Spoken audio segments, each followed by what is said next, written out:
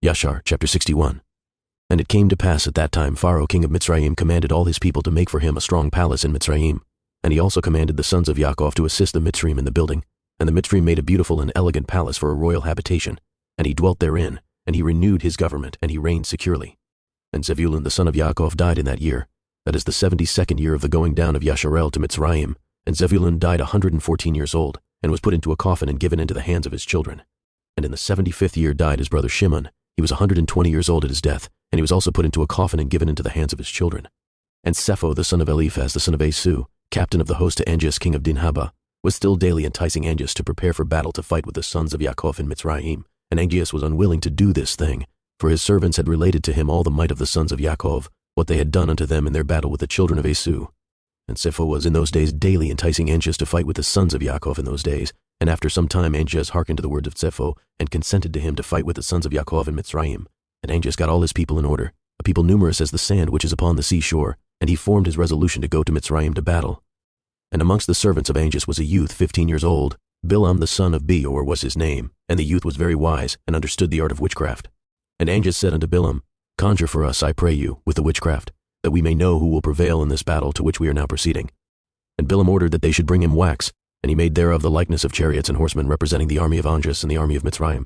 And he put them in the cunningly prepared waters that he had for that purpose. And he took in his hand the boughs of myrtle trees, and he exercised his cunning, and he joined them over the water, and there appeared unto him in the water the resembling images of the hosts of Angeas, falling before the resembling images of the Mitzrayim and the sons of Yaakov. And Bilam told this thing to Angeas, and Angeas despaired and did not arm himself to go down to Mitzrayim to battle, and he remained in his city. And when Sepho the son of Eliphaz saw that Angeas despaired of going forth to battle with the Mitzrayim, Sepho fled from Angeas from Africa, and he went and came unto Kittim. And all the people of Kittim received him with great honor, and they hired him to fight their battles all the days. And Sepho became exceedingly rich in those days, and the troops of the king of Africa still spread themselves in those days, and the children of Kittim assembled and went to Mount Cuptitia on account of the troops of Angeas king of Africa, who were advancing upon them.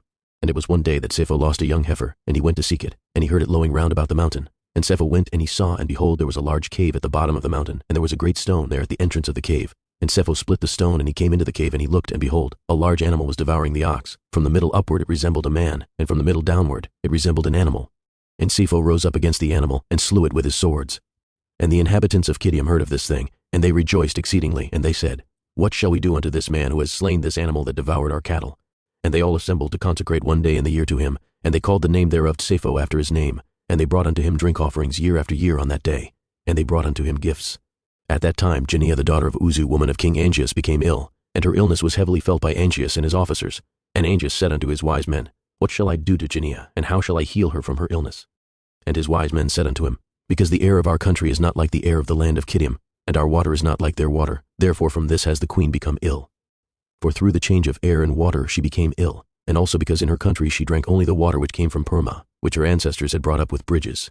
And Angeas commanded his servants, and they brought unto him in vessels of the waters of Purma belonging to Kittim. And they weighed those waters with all the waters of the land of Africa, and they found those waters lighter than the waters of Africa. And Angeas saw this thing, and he commanded all his officers to assemble the hewers of stone in thousands and tens of thousands. And they hewed stone without number. And the builders came, and they built an exceedingly strong bridge, and they conveyed the spring of water from the land of Kittim unto Africa. And those waters were for Janiah the queen and for all her concerns, to drink from and to bake, wash and bathe therewith, and also to water therewith all seed from which food can be obtained, and all fruit of the ground.